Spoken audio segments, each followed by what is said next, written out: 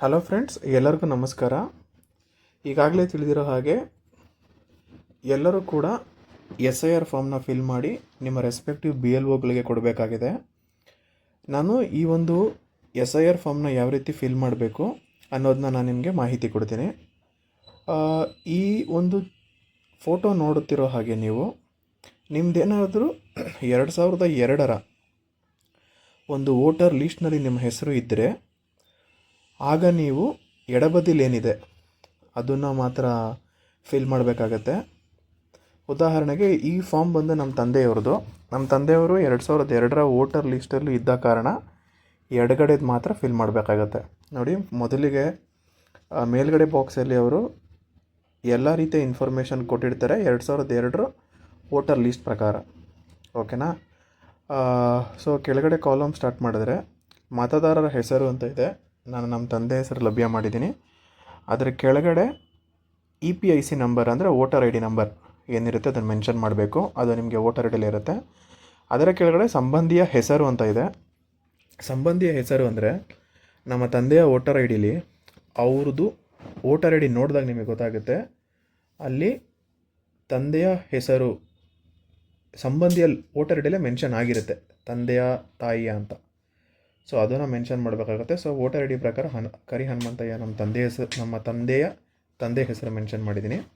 ಮತ್ತು ಸಂಬಂಧ, ನಮ್ಮ ತಂದೆಗೂ ಅವ್ರ ತಂದೆಗೂ ಏನು ಸಂಬಂಧ ಅನ್ನೋದು ಮೆನ್ಷನ್ ಮಾಡಬೇಕು. ಸಿಂಪಲ್. ಇಲ್ಲಿ ಅಪ್ಲಿಕೆಂಟ್ಗೆ ಅವರು ಏನಾಗಬೇಕು ಅನ್ನೋದನ್ನ ಮೆನ್ಷನ್ ಮಾಡಬೇಕು. ಮತ್ತು ಜಿಲ್ಲೆ ಬೆಂಗಳೂರು, ರಾಜ್ಯ ಕರ್ನಾಟಕ, ವಿಧಾನಸಭಾ ಕ್ಷೇತ್ರ ನಿಮಗೆ ಸಿಂಪಲ್ಲಾಗಿ ಈ ಫಾರ್ಮ್ ಮೇಲ್ಗಡೆನೆ ನೋಡಿ, ಎರಡನೇ ಬಾಕ್ಸ್ ಏನಿದೆ ಅಲ್ಲೇ ಕೊಟ್ಟಿರ್ತಾರೆ. 2002ರ ಲೀಸ್ಟ್ ಪ್ರಕಾರ ವಿಧಾನಸಭಾ ಕ್ಷೇತ್ರ ಯಾವುದು.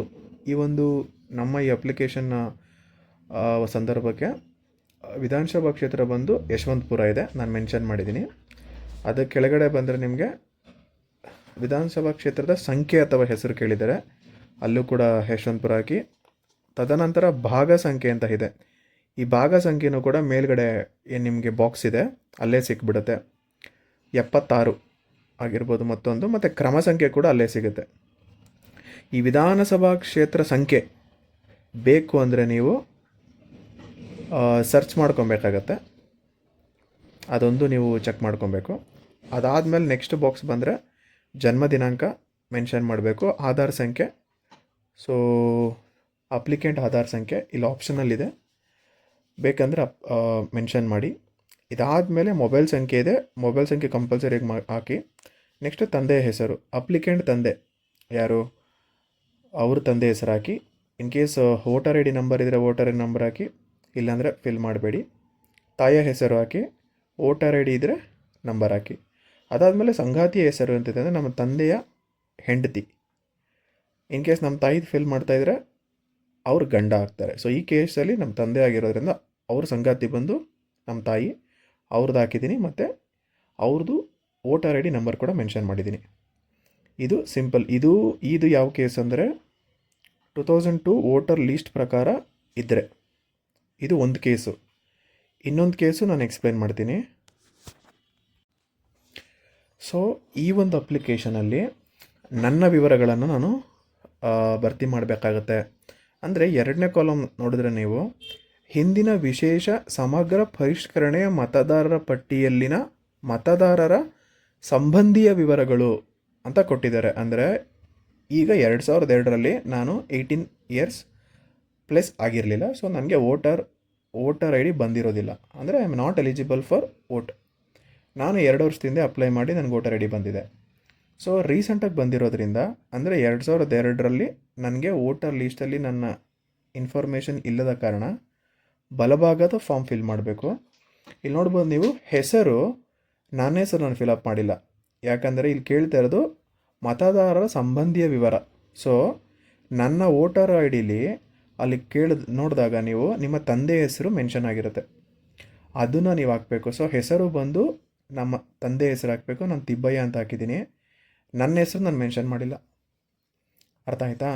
ಅದು ನೆಕ್ಸ್ಟ್ ಕಾಲಮ್ ಬಂದರೆ ಮತದಾರರ ಭಾವಚಿತ್ರ ಗುರುತಿನ ಚೀಟಿ ಸಂಖ್ಯೆ ಅಂದರೆ ವೋಟರ್ ID ನಂಬರು. ಸೊ ನಮ್ಮ ತಂದೆಯವ್ರದ್ದು ಹಾಕಿದ್ದೀನಿ. ಅದ್ರ ನೆಕ್ಸ್ಟ್ ಬಂದರೆ ಸಂಬಂಧಿಯ ಹೆಸರು.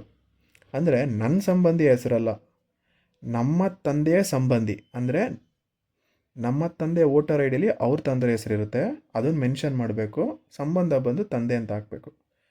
ಸೊ ಸಿಂಪಲಾಗಿ ಹೇಳಬೇಕು ಅಂದರೆ, ರೀಸೆಂಟಾಗಿ ಏನಾದರೂ ನಮ್ಮದು ವೋಟರ್ ಐ ಡಿ ಬಂದಿದ್ದರೆ ಈ ಕಾಲಮಲ್ಲಿ ನಮ್ಮ ಇನ್ಫಾರ್ಮೇಷನ್ ನಾವು ಹಾಕ್ಬಾರ್ದು, ಬದಲಿಗೆ ನಮ್ಮ ಸಂಬಂಧಿಗಳು ಅಂದರೆ ನಮ್ಮ ತಂದೆಯವ್ರದ್ದು ಡೀಟೇಲ್ಸ್ ಹಾಕಬೇಕು ಅಥವಾ ತಾಯಿಯವ್ರದ್ದು ಡೀಟೇಲ್ಸ್ ಹಾಕಬೇಕು, ಆ ಥರ ಇರುತ್ತೆ. ಅದಾದಮೇಲೆ ಜಿಲ್ಲೆ ಬೆಂಗಳೂರು, ರಾಜ್ಯ ಕರ್ನಾಟಕ, ವಿಧಾನಸಭಾ ಕ್ಷೇತ್ರ ಯಶವಂತಪುರ. ಇಲ್ಲೂ ಕೂಡ ಅಷ್ಟೇ, ವಿಧಾನಸಭಾ ಕ್ಷೇತ್ರ ಆಗಿರ್ಬೋದು, ಭಾಗ ಸಂಖ್ಯೆ ಕ್ರಮ ಸಂಖ್ಯೆ ನಮ್ದು ಹಾಕಂಗಿಲ್ಲ. ನಮ್ಮ ಸಂಬಂಧಿ ಬಂದು ನಮ್ಮ ತಂದೆ ಆಗಿರೋದ್ರಿಂದ 2002ರಲ್ಲಿ ಅವ್ರದ್ದು ಏನೇನು ಇನ್ಫಾರ್ಮೇಷನ್ ಇರುತ್ತೆ ಆ ಸಂಖ್ಯೆಗಳನ್ನ ಹಾಕಬೇಕು. ನೆಕ್ಸ್ಟ್ ಬಾಕ್ಸು ಜನ್ಮ ದಿನಾಂಕ, ಇಲ್ಲಿಂದ ಬೇಸಿಕ್ ಇನ್ಫಾರ್ಮೇಷನ್ ಇರುತ್ತೆ, ಇಲ್ಲಿ ನಮ್ಮದೇ ಹಾಕಬೇಕು. ಸೊ ಜನ್ಮ ದಿನಾಂಕ ಮೊದಲು ತಾರೀಕು ಹಾಕಿ, ಆಮೇಲೆ ತಿಂಗಳುಗಳು ಮತ್ತು ವರ್ಷ ಫಿಲ್ ಮಾಡಬೇಕು. ಅದಾದಮೇಲೆ ಆಧಾರ್ ಸಂಖ್ಯೆ ಆಪ್ಷನಲ್ ಇದೆ, ಮೊಬೈಲ್ ಸಂಖ್ಯೆ ಕಂಪಲ್ಸರಿಗೆ ಹಾಕಿ. ಅದಾದ ನಂತರ ತಂದೆಯ ಹೆಸರು ಇಲ್ಲಿ ಕೇಳಿದರೆ ಮತ್ತೊಮ್ಮೆ ತಂದೆ ಹೆಸರು ಹಾಕಿ, ಅವ್ರದ್ದು ವೋಟರ್ ಐ ಡಿ ಇದ್ದರೆ ವೋಟರ್ ಐ ಡಿ ನಂಬರ್ ಹಾಕಿ. ಅದಾದಮೇಲೆ ತಾಯಿ ಹೆಸರು ಕೇಳಿದರೆ ಸೊ ತಾಯಿ ಹೆಸರು ಹಾಕಿ, ಅದರ ನಂತರ ಅವ್ರದ್ದು ವೋಟರ್ ಐ ಡಿ ಸಂಖ್ಯೆ ನಮೂನೆ ಮಾಡಿ.